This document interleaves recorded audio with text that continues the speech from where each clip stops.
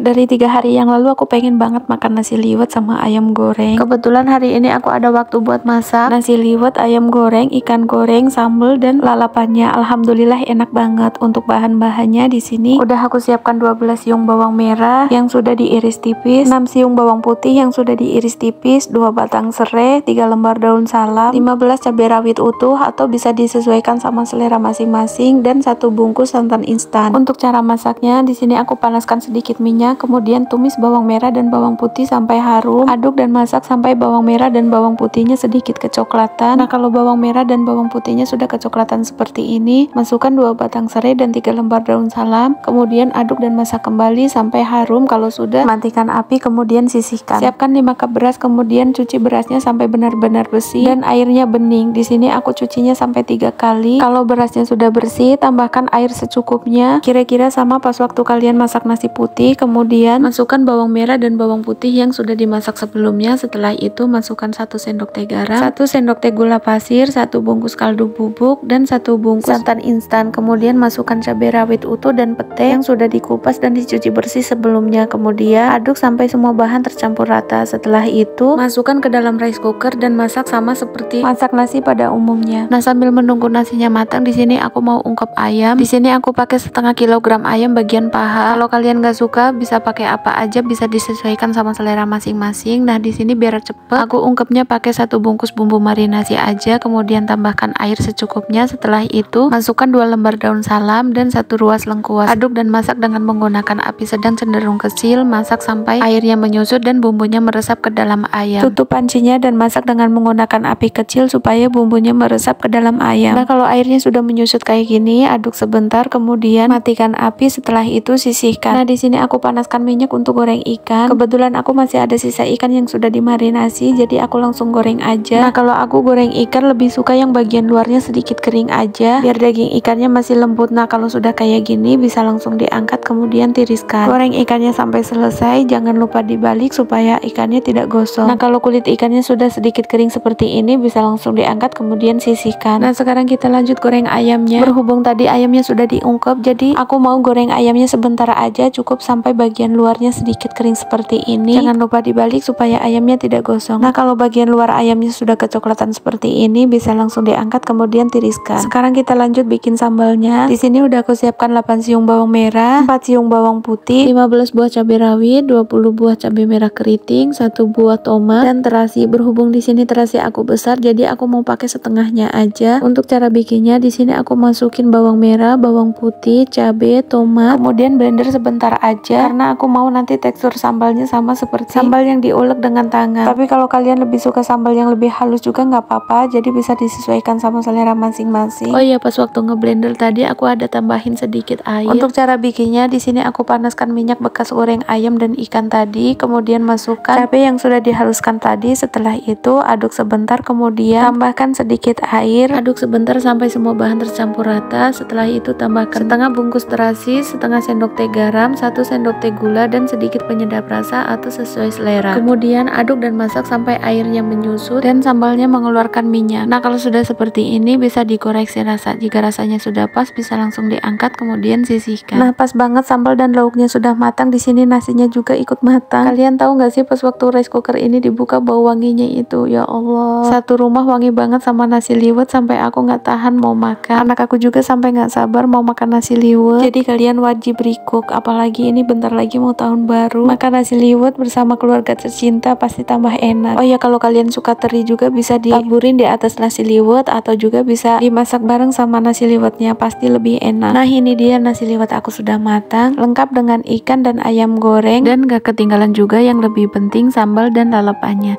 Selamat mencoba teman-teman, semoga resepnya bermanfaat.